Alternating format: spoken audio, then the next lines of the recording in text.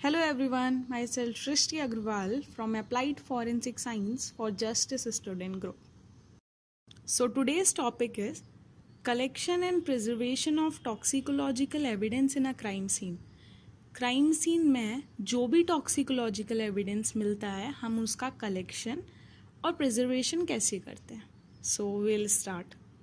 So moving forward to contents, I will here going to explain you what is forensic toxicology. Forensic toxicology क्या होता है, हम कैसे उन कलेक्शन करते हैं कोई भी एविडेंस जो हमें क्राइम सीन पे मिलते हैं, हम उनका प्रिजर्वेशन कैसे करते हैं, हम उसको ट्रांसपोर्ट करते हैं और क्या क्या जो प्रिकॉशंस होते हैं वो लेने की ज़रूरत होती है क्राइम सीन इन्वेस्टिगेटर को, कैसे हम उसकी पैकेजिंग करते हैं और एविडेंस को ट्रांसपोर्ट करते हैं और फाइनली हम लोग कंक्लूड करेंगे अपनी presentation with a summary.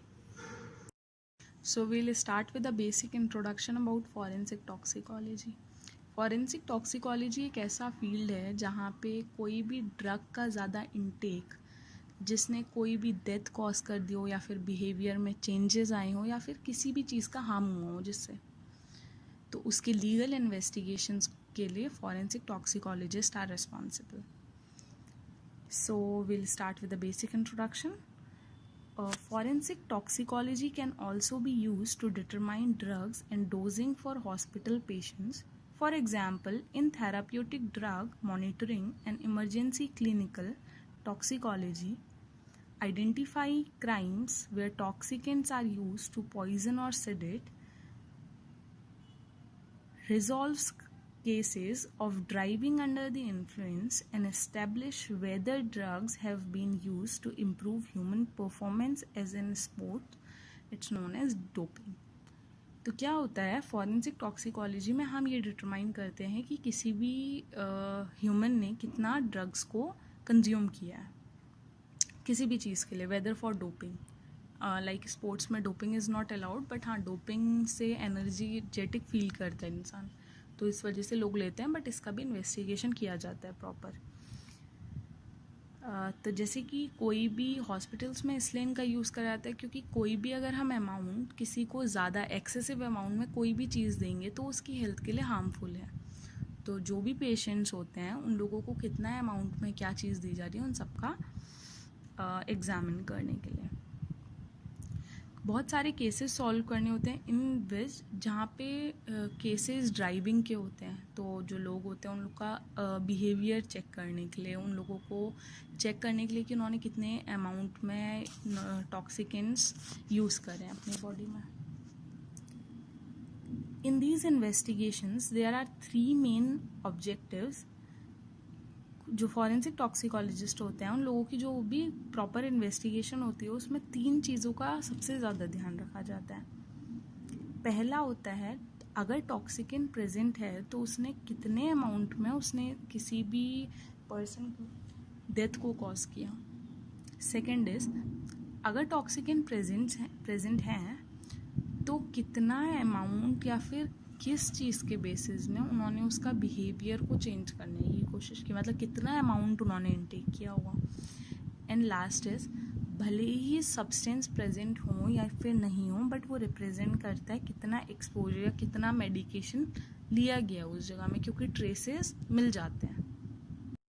Now will move and will discuss about how is evidence collected in a crime scene. कैसे कोई भी क्राइम सीन पे हम एविडेंस कलेक्ट करेंगे. तो सबसे पहले होता है फ़ोटोग्राफ. हम लोग फ़ोटोग्राफ्स क्लिक करना शुरू करते हैं और फिज़िकल मेजरमेंट होता है उस क्राइम सीन का, उस सीन का जहाँ पे एविडेंस मिले हैं. सेकंड होता है identify and collect forensic evidence. जो भी ऐसे एविडेंस जो फॉरेंसिक के लिए हेल्पफुल हो सकते हैं उनको आइडेंटिफाई करना, क्योंकि क्राइम सीन पे तो बहुत सारे एविडेंस होंगे ना, तो हम सबको नहीं ले सकते, बट कुछ ऐसे एविडेंस जो फॉरेंसिक लेवल में हेल्पफुल हैं उन लोगों को आइडेंटिफाई करना एंड देन कलेक्ट करना. Next is maintain proper chain of custody of that evidence. जो भी एविडेंस आपको क्राइम सीन पे मिला है, आपने जैसे जैसे जहाँ पे भी भेजा है उसको प्रॉपर मेंटेन करना. Now last is Crime scene investigators collect evidence such as fingerprints, footprints, tire tracks, blood, and other body fluids, hair, fibers, and fire debris. जो क्राइम सीन इन्वेस्टिगेटर्स होते हैं वो लोग कलेक्ट बेसिक जो चीज़ें होती हैं वो लोग उस चीज़ के लिए लोग करते हैं, like fingerprints, footprints, tyre tracks, tyre marks और ब्लड, जो भी ब्लड के सैंपल्स मिलते हैं आप लोगों को उस चीज़ के लिए. The next picture is portraying how the person is collecting blood by a swab. So this is a collection of toxicological evidence. कोई भी evidence को हम कैसे collect करते हैं, just like blood को हम proper swab से collect करेंगे. This is it. Now moving to our next topic is how do we preserve biological evidence. हम कैसे किसी भी evidence को, biological evidence को preserve करेंगे. Biological evidence that has been dried should be stored in a facility that minimize extreme heat and humidity, which can cause DNA to degrade. Items that are dried and extremely odorous may be retained in a sealed plastic bag. Biological evidence that could feasibly be dried should be stored frozen. हम कैसे preserve करते हैं biological evidence को. Suppose हमें एक crime scene पे हमें blood मिलता है, तो हम ब्लड को पहले ड्राई करने की कोशिश करेंगे, क्योंकि अगर हम ब्लड को उसके लिक्विड फॉर्म में ले लेंगे तो बहुत ज़्यादा हीट के वजह से और ह्यूमिडिटी के वजह से उसका जो डीएनए है वो डिग्रेड होने के बहुत ज़्यादा चांसेस होते हैं. तो इसलिए हम क्राइम सीन से कोई भी चीज़ ऐसी लेने की कोशिश करते हैं जिसको ड्राई करके रखा जा सके. Now next is why do we preserve toxicological evidence. हम क्यों प्रिजर्व करते हैं. Previous one was how we preserve biological evidence, but next question is why. Many a times the autopsy is conducted before all the circumstantial evidences are collected and investigated. बहुत ज़्यादा time ये होता है कि ऑटोप्सीज को हम जल्दी कंडक्ट करा देते हैं बिफोर कोई भी एविडेंस हमारे पास आए. Hence, it is vital to preserve all the necessary samples at the time of autopsy. Ideally, the sample for toxicological or biological analysis should be collected before the postmortem. अगर एटॉप्सी हो जाती है तो हम कोई भी ऐसे टॉक्सिकोलॉजिकल एविडेंसेस जो कि बॉडी में मिले हैं उनका डिग्रेडेशन होने से पहले ही हम उनको सेव कर सकते हैं और हम उनको लीगल इन्वेस्टिगेशंस के लिए यूज़ कर सकते हैं. Now if you can see the next picture, there are almost 9 pictures which are depicting different things. First is lens, which is a symbol of searching something during investigation. Second and third are samples which are to be taken from a person's body, and the third is tablet. Fourth is how it is been reacting with our blood cells. Now fifth is deriving a condition of a person in a hospital. Sixth is if a dose caused death to a person, then how we can identify. Then proper reports which are meant to be written properly. And the last picture is depicting a law, which is justice. So whoever commits a crime or something, they have to be punished. Now next we'll move to transportation of evidences. हम कोई भी evidence का transportation कैसे करते हैं. Crime scene से हमने चीज़ें कलेक्ट कर ली, हमने एविडेंस कलेक्ट कर लिए, देन हम उनको कैसे प्रिजर्व करेंगे हमने ये देख लिया, बट हम ट्रांसपोर्ट कैसे करेंगे उनको. तो हम लोग ट्रांसपोर्टेशन ऑफ एविडेंसेस यहाँ पे पढ़ेंगे. The frozen samples may be transported from one place to another without refrigeration for a period of up to 4 hours. If the carton is wrapped in several layers of newspaper immediately after removal from the freezer. जैसे कि मैंने आप लोग को बताया था कि अभी तक अगर हम कोई भी ऐसे सैम्पल्स को ऐसे लेकर जाते हैं तो ह्यूमिडिटी या फिर मॉइस्चर की वजह से वो डिग्रेड होने के बहुत ज़्यादा चांसेस होते हैं. तो हम लोग क्या करते हैं, कुछ मतलब जो ज़्यादा दूर की ट्रैवलिंग नहीं होती है, ऐसे 4 to 5 आवर्स के, उसमें हम लोग फ्रोज़न कर देते हैं उन सैम्पल्स का, हम उन चीज़ों को फ्रीज़ कर देते हैं, और उसके बाद हम जैसे ही उससे निकालते हैं तो हम कुछ टाइम के लिए उसको कार्टन में पूरा अच्छे से पैक करके और फिर भेजते हैं। बट द क्वेश्चन इज़, अगर हमें लॉन्गर पीरियड ऑफ टाइम के लिए जो चीज़ें ट्रांसपोर्ट करनी होगी या फिर शिप करना होगा तो हम कैसे करेंगे? तो उसके लिए क्या ऑप्शन होता है कि हम जिस कार्टन में उसको पैक करते हैं, हम उसमें ड्राई आइस यानी CO2, सॉलिड CO2 हम उसमें डाल देते हैं ताकि वो कुछ टाइम के लिए प्रिजर्व रह सके हमारा।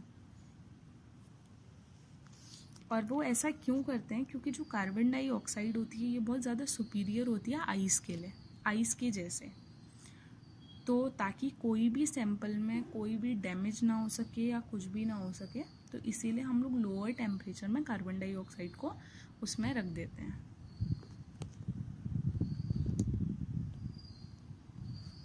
The effect of freezing on the microscopic cell structure is not known. जिन चीज़ों को हम नेकेड आई से देख ही नहीं सकते हैं, तो फ्रीजिंग वाले टेम्परेचर में अगर कोई भी माइक्रोस्कोपिक सेल किसी भी सैम्पल पे जनरेट होना शुरू कर जाती है तो हम लोग नहीं पता लगा पाएंगे उसका। Frozen blood samples are extensively homolysed. Frozen जो ब्लड सैम्पल्स होते हैं वो extensively homolyse is red blood cells का प्रोडक्शन हो जाना। Samples known to contain non poisonous materials consistently gives negative test for poisonous material after storage in a polythene bags for longer period of time. कोई भी sample, इसका ये drawback है कि अगर हम कोई भी सैम्पल को पॉलीथीन बैग्स में स्टोर करते हैं तो कोई भी पॉइजनस जो सब्सटेंस होगा वो थोड़ी देर के बाद जब हम एग्जामिनेशन करेंगे तो वो नेगेटिव टेस्ट दे देगा, क्योंकि तब तक कुछ ना कुछ रिएक्ट कर चुका होगा पॉलीथीन से। Now next is some guidelines which every crime scene investigator and every person who are involved in the cases are need to follow. First is always take safety precautions while handling biological evidence. कोई भी biological evidence को handling करते वक्त सबसे ज़्यादा safety measure करने की ज़रूरत है। Second is be sure to wear protective clothing, glove, mask. हमेशा जो ग्लव्स होते हैं और proper clothing like lab coat और मास्क, ये सब सेफ्टी अपनी करने की ज़रूरत है, ये सब पहनने की ज़रूरत है। रीज़न बीइंग इज़ कि लैब में बहुत ज़्यादा केमिकल्स होते हैं जो कि हमारे लिए बहुत अनहेल्दी हैं, बहुत ज़्यादा हार्मफुल हैं, तो हमें इसलिए उनको पहनना चाहिए। Next is I protection. Eyes protection के लिए IVS आते हैं जो कि हम लोगों को पहनने चाहिए, क्योंकि बहुत ज़्यादा केमिकल्स ऐसे होते हैं जो हमारी आईज़ को हार्म करने की कोशिश करते हैं। Now the next picture is of packaging and transporting of evidences. हम कैसे एविडेंस को पैक करते हैं और कैसे उनको ट्रांसपोर्ट करते हैं। अगर हमें क्राइम सीन पे हमें यूरिन का देखना है, यूरिन का सैंपल लेना है, तो हम लोग एक कंटेनर प्लास्टिक के एक बॉक्स में लेंगे। सारी चीज़ों को हम कैसे उनको सील्ड करेंगे, कैसे हम उनको ट्रांसपोर्ट करेंगे प्रॉपरली, सारी चीज़ें मेंशन होनी चाहिए। Now last is our summary part. A method is described of packaging, storing and shipping toxicological samples at sub-zero temperatures using commercially available polythene bags and waxed rectangular cardboard cartons as container. The procedure have many practical advantages over the customary glass container and storage at temperatures above 0 degree Celsius. तो हमने सारी जितने भी अभी presentation में cover किया, हमने उसमें देखा था कि हम कैसे पैकेजिंग करते हैं, हम कैसे स्टोर कर सकते हैं, कैसे प्रिजर्व कर सकते हैं उनको, और कैसे हम ट्रांसपोर्टेशन कर सकते हैं या फिर शिपिंग वी कैन से। तो जो भी पास के जो ज़्यादा ट्रैवलिंग नहीं रिक्वायर करते, हम उनको प्रॉपर फ्रीजिंग करके बेच सकते हैं। बट ऐसे एविडेंस जो कि लॉन्गर पीरियड ऑफ टाइम के लिए रन करना है, तो उनको हम लोग कार्बन डाइऑक्साइड जो होती है हम उसमें पैक करके भेजते हैं। तो जो भी चीज़ें हम लोग स्टोरेज के लिए यूज़ करते हैं उनका टेम्परेचर 0 डिग्री सेल्सियस पे हमने उससे अबव में हम उसे मूव कराते हैं। Thank you. Hope you like my presentation.